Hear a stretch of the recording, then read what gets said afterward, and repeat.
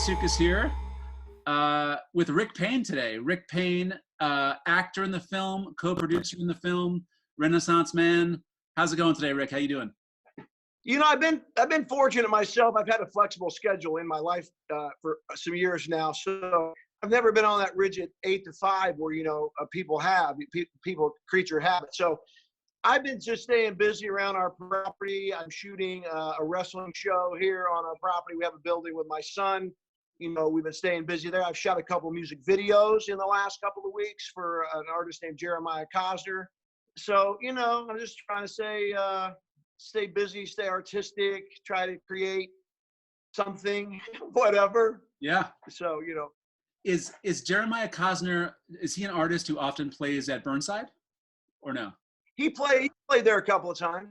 Yeah. He played around several places. He's a singer, super talented. Guy's got an arsenal of songs, man. And so we're getting ready to pound the pavement here real hard. We're throwing studio together. He's got a new record coming out with about 12 tracks on it. And then it's about like anything, going selling it, man. You know, yeah, just absolutely. like filming. You got to sell it. There's a lot of people that can make it, and that's all great. But at the end of the day, if you're in the you know, I hate to say, man, you're trying to make a little money, you know, to reward the efforts, I guess. Besides, I love doing projects. That's a big lovable factor. But at the end, you know, you like to get paid for your work. Absolutely. It's validation. It's a mark of professionalism when you get paid to do something. So, you know. We all know if you make type of films or records, it's tough, man. Yeah. You know it is. I mean, it takes a lot of effort from a lot of people, a lot of sweat and blood, and it just takes a lot to make good quality, even bad quality things. But, you know, it's I think at the end, you know, making a little money, I think is good.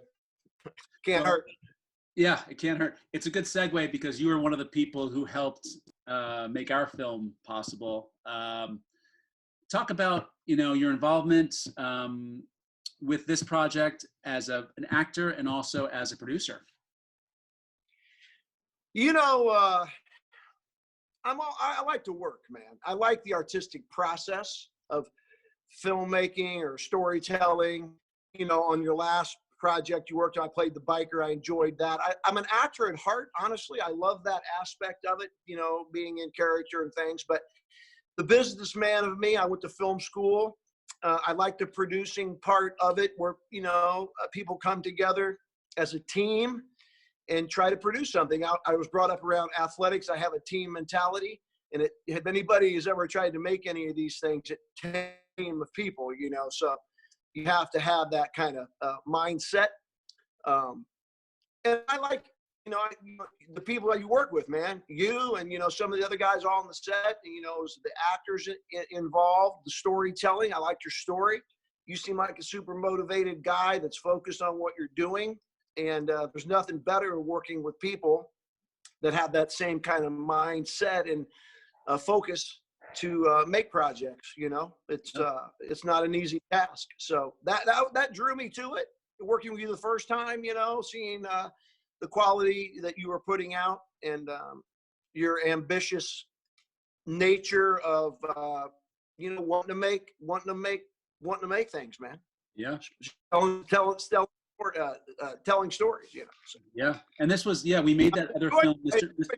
People, you know, that's the key, man. You gotta enjoy the people you're around. You gotta have fun at doing it. You know, I've been on a lot of sets that it's just doom and gloom, and everybody's pissed off, and you know, everybody's overthinking it. And I don't live like that.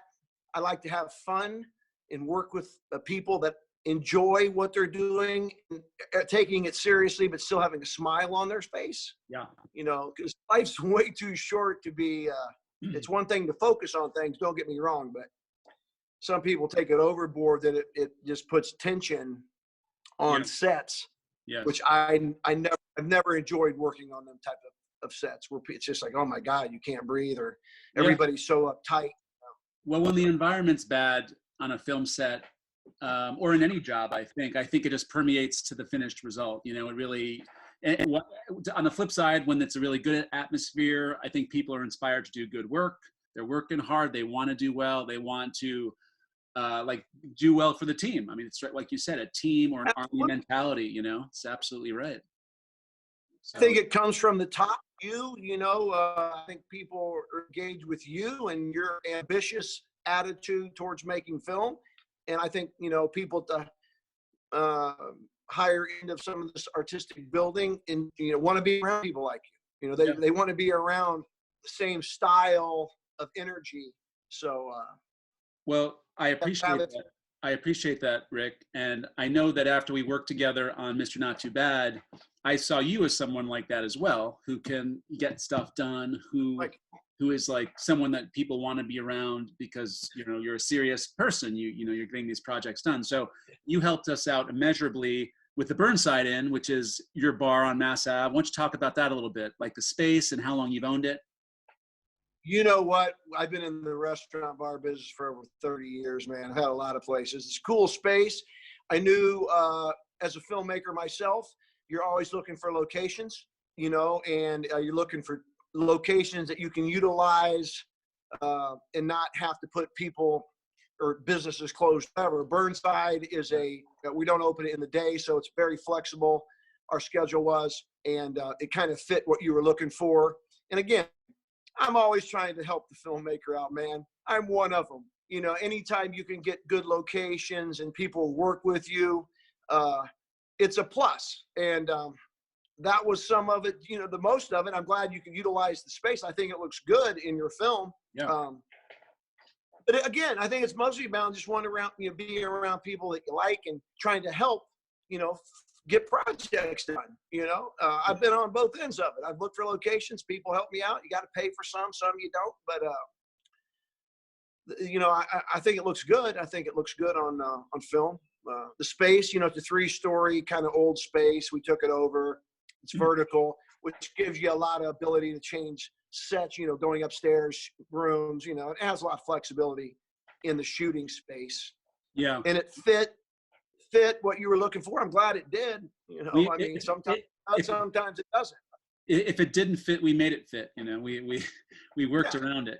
So as a filmmaker, that's what you do. Yeah. You work with people that want to work with you and give you the opportunity, and you make it work. And that's just how it works. You just got to improvise. So now talk about. I think it looked great. Why don't you tell us about some of your other film projects, past, present, future? I know that you made a film in Indy back in the day, a feature, correct? Yeah, I did. We did a film called Back Home Again. 4 buddies coming back to Indy. One of my partners, Will Howe, I think he's also in your film.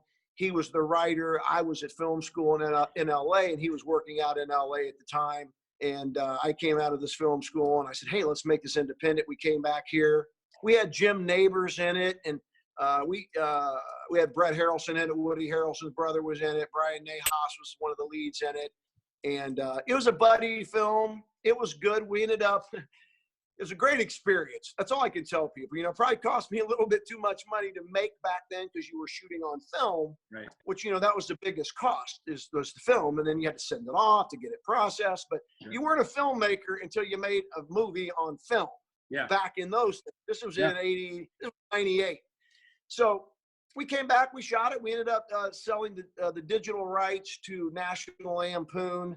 They sent it on their college tour. I think it was Bully Bear. And, we did all right with it. We learned a lot. We had a great time. It was a great life experience because everybody in the film, we were all buddies. It was kind of like living out our own lives, and it was film school 101 after getting out. That did well. And then since then, I've worked with a lot of film people, here locally, Dan Hall, Mike Jansen, worked with all those guys. Jim Temperman was the DP that shot our film. Worked out in California for a long time as an actor, and then back here, Helen Wells Agency has repped me forever. I think since 1983, man, and they kept me busy. I always tried to just go on as many auditions as I could because I really loved the acting part of it. I still do love the acting part of it.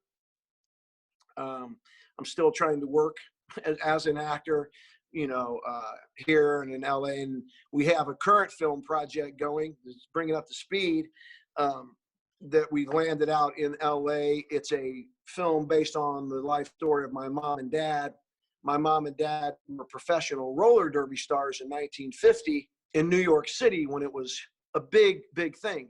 They were selling out Madison Square Garden with 16,000. But it's a love story about my dad seeing my mom on a poster and telling someone, it's an entirely true story, which is crazy, and saying, hey, I'm going to marry that lady. And he joined the roller derby to do it. And in the process, my mom and dad became some of the biggest roller derby stars ever. My mom was on the box of Wheaties. My dad was Carl Moose Payne, and they ended up winning the world championships in 1950, and it's completely documented. So I've been pitching this around Hollywood for many years. And I got one of my good friends, Mark Fusco. He was an Amblin guy, Spielberg guy. He's always loved the story. We finally finished the story, and now, man, it's it's moving along pretty rapidly. It's really, as a matter of fact, it's going to go to an episodic now from a feature. They want to do 3 seasons of 8 episodes, and it slows the story down. I'm sorry. You're trying to do like a streaming, like a 3 it's seasons. We got it in Amblin, so yeah, more of a streaming. That's great. Episodic. Well, so that you can it's better. Tell the story. You don't have to cut things out. Slows the story way down. We were having a little trouble because the screenplay was about 135 pages, which is long.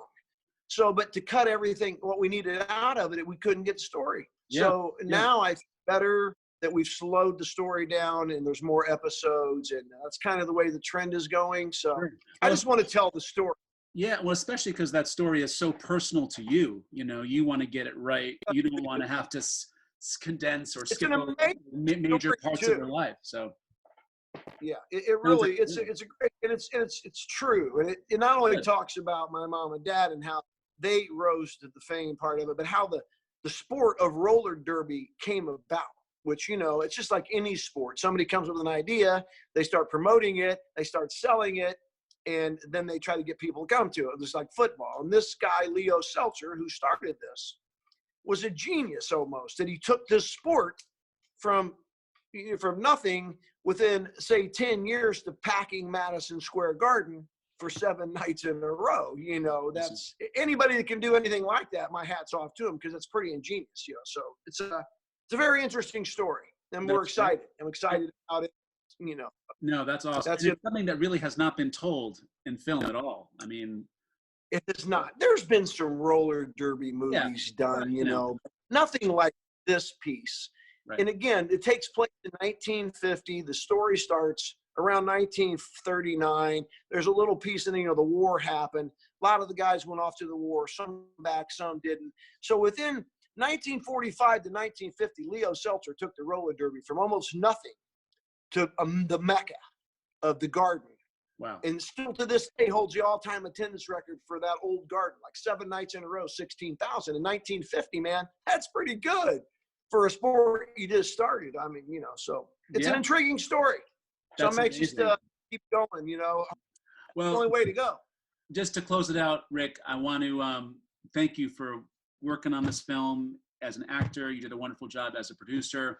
And just keep living every day like it's your Super Bowl, baby. Every day. Oh, baby.